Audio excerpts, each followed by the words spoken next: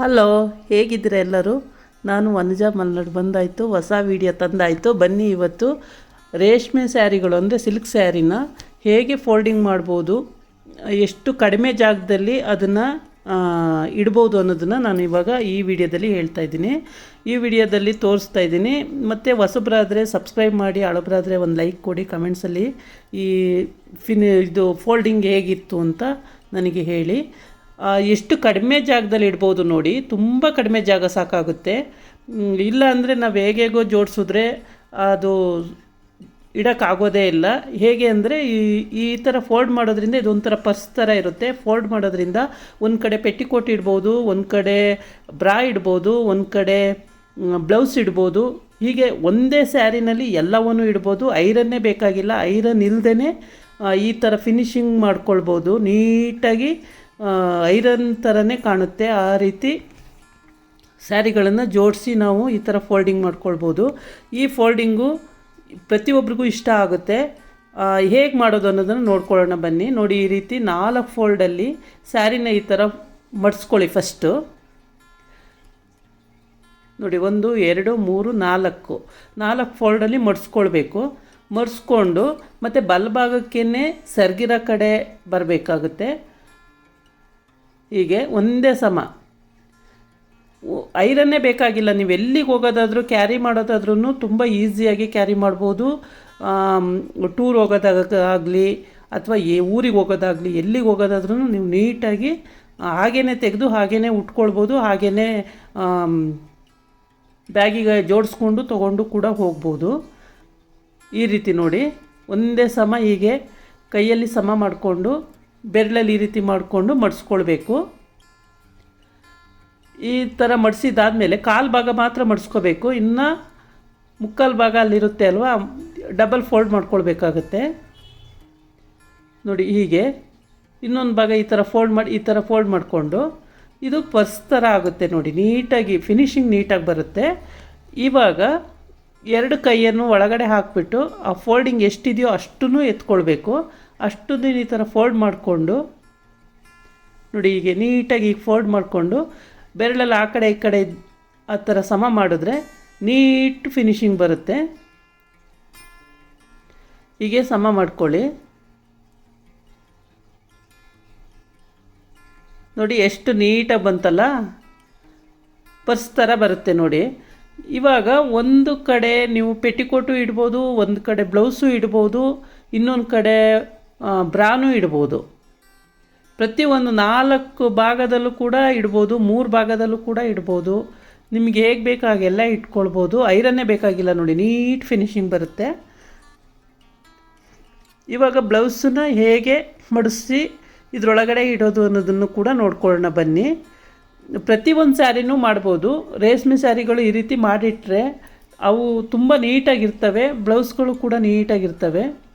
ನೋಡಿ, ಪ್ರತಿಯೊಂದು ಸ್ಯಾರಿನೂ ಈ ರೀತಿಯೇ ಫೋಲ್ಡ್ ಮಾಡಿಕೊಂಡು ಇಟ್ಕೊಳ್ಳಿ. ಈಗ ಬ್ಲೌಸನ್ನು ಹೇಗೆ ಫೋಲ್ಡ್ ಮಾಡೋದು ಅನ್ನೋದನ್ನು ನೋಡ್ಕೊಳ್ಳೋಣ. ಈ ಥರ ಬ್ಲೌಸ್ ಇರುತ್ತೆ ಅಲ್ವಾ, ಇದನ್ನು ಉಕ್ಸ್ ಹಾಕಿ ಎಲ್ಲ ಇಟ್ಟರೆ ಅದು ತುಕ್ಕಿಡಿಯುತ್ತೆ. ತುಂಬ ದಿನ ಉಕ್ಸ್ಗಳೆಲ್ಲ ತುಕ್ಕಿಡ್ದು ಮತ್ತು ಅದು ಹಾಕೋಕ್ಕೆ ಬರೋದಿಲ್ಲ, ಹಾಗಾಗುತ್ತೆ. ಅದ್ರ ಬದಲು ಈ ರೀತಿ ಉಲ್ಟಾ ಮಡಿಸ್ಬಿಟ್ಟು ನೀಟಾಗಿ ಮಡಿಸಿ ಈ ರೀತಿ ಫೋಲ್ಡ್ ಮಾಡಿಟ್ರೆ ಬ್ಲೌಸ್ಗಳು ಕೂಡ ಐರನ್ ಇದ್ದಂಗೆ ಇರುತ್ತೆ. ಒಂದು ಚೂರು ಏನೂ ಹಾಳಾಗಲ್ಲ. ನೋಡಿ, ಆ ಪರ್ಸ್ ಥರ ಇರುತ್ತಲ್ಲ, ಅದರೊಳಗೆ ಈ ಥರ ಇಟ್ಬಿಟ್ರೆ ಎಷ್ಟು ನೀಟ್ ಫಿನಿಶಿಂಗ್ ಬರುತ್ತೆ ನೋಡಿ. ತುಂಬ ಚೆನ್ನಾಗಿರುತ್ತೆ. ತುಂಬ ಈಸಿ. ಈ ಫೋಲ್ಡ್ ಮಾಡೋದು ತುಂಬ ಈಸಿ, ತುಂಬಾ ಚೆನ್ನಾಗಿದೆ. ಸೊ ನೋಡಿ, ಎಷ್ಟು ನೀಟಾಗಿ ಬಂತು. ಇದೇ ಥರ ಪ್ರತಿಯೊಬ್ಬರೂ ಸ್ಯಾರಿಗಳನ್ನು ಈ ಥರ ಫೋಲ್ಡ್ ಮಾಡಿ ಜೋಡಿಸಿಟ್ಕೊಂಡ್ರೆ ನಾವೆಲ್ಲರೂ ಹೋಗೋದಾದರೆ, ಕ್ಯಾರಿ ಮಾಡೋದಾದರೆ ತುಂಬ ಈಸಿಯಾಗಿಯೇ ನಾವು ಸೂಟ್ಕೇಸಿಗೆ ಕ್ಯಾರಿ ಮಾಡ್ಕೊಂಡು ಹೋಗ್ಬೋದು.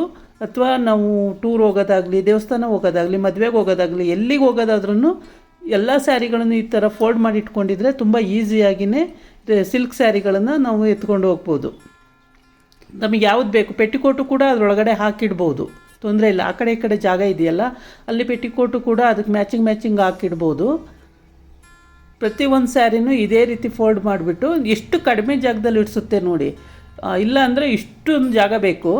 ಇದರಲ್ಲಿ ತುಂಬ ಕಡಿಮೆ ಜಾಗದಲ್ಲೇ ನಾವು ಬೀರನ್ನಲ್ಲಾಗಲಿ ವಾಟರ್ಫಾಲ್ ಆಗಲಿ ಜೋಡಿಸಿಡ್ಬೋದು. ನೀಟಾಗಿ.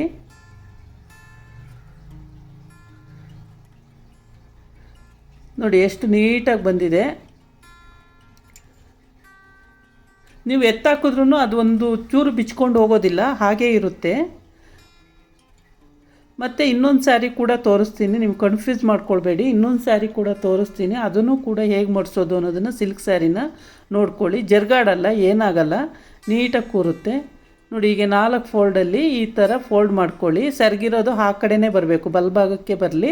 ಕಾಲು ಭಾಗ ಮಾತ್ರ ಈ ಥರ ಫೋಲ್ಡ್ ಮಾಡ್ಕೊಳ್ಬೇಕು. ನೀಟಾಗಿ ಫೋಲ್ಡ್ ಮಾಡಿಕೊಂಡು ಮಡಿಸಿಟ್ಕೊಂಡ್ಬಿಟ್ರೆ ನೀವು ಹೋಗುವಾಗ ಐರನ್ ಮಾಡ್ಕೊಳ್ಳೋ ಗೋಜ ಇರೋಲ್ಲ. ನೀಟಾಗಿ ನಾವು ಬ್ಯಾಗಿಗೆ ಹಾಕ್ಕೊಂಡು ತೊಗೊಂಡು ಹೋಗ್ಬಿಡ್ಬೋದು. ಎಷ್ಟು ಸುಲಭ ನೋಡಿ.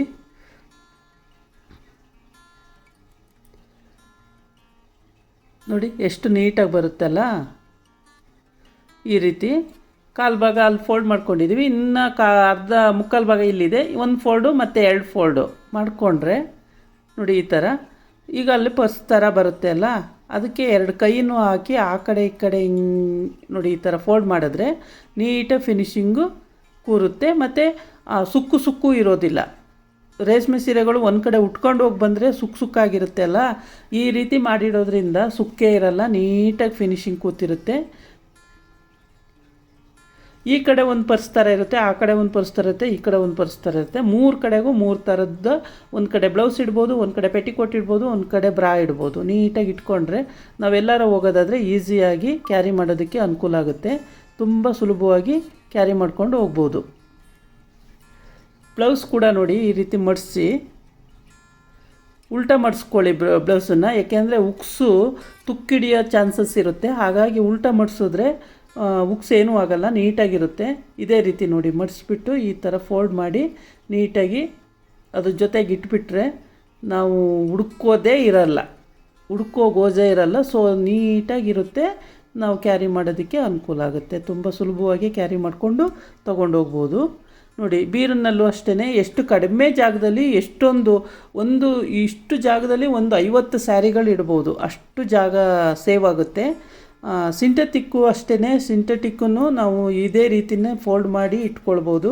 ಪ್ರತಿಯೊಂದು ಸ್ಯಾರಿನೂ ಆ ಭಾಗಕ್ಕೆ ನೀಟಾಗಿ ಜೋಡಿಸಿಟ್ಕೊಳ್ಬೋದು. ನೋಡಿ, ಒಂದು ಬೇರೆ ಟೈಮಲ್ಲಾದರೆ ಒಂದು 5-6 ಸೀರೆಗೇ ಅಷ್ಟು ಜಾಗ ಬೇಕಾಗುತ್ತೆ. ಈಗ ಒಂದು 20 ಸ್ಯಾರಿ ಜೋಡಿಸಿದ್ರೂ ಇಷ್ಟು ಜಾಗದಲ್ಲಿ ಸಾಕಾಗುತ್ತೆ. ಇದೇ ರೀತಿ ಕೂಡ ನೀವು ಕೂಡ ಇದನ್ನು ನೋಡಿ ಕಲ್ತ್ಕೊಂಡು ನೀವು ಜೋಡಿಸಿ ಇಟ್ಕೊಳ್ಬೋದು. ಎಲ್ಲೂ ಸ್ಕಿಪ್ ಮಾಡಬೇಡಿ, ಪೂರ ನೀವು ವಿಡಿಯೋ ನೋಡಿದ್ರೆ ನಿಮಗೆ ಹೇಗೆ ಮಡಿಸ್ಬೇಕು, ಹೇಗೆ ಜೋಡಿಸ್ಬೇಕು ಅನ್ನೋದು ಗೊತ್ತಾಗುತ್ತೆ. ನಾಳೆ ಇನ್ನೊಂದು ವಿಡಿಯೋ ಜೊತೆ ಬರ್ತೀನಿ. ನಮಸ್ಕಾರ.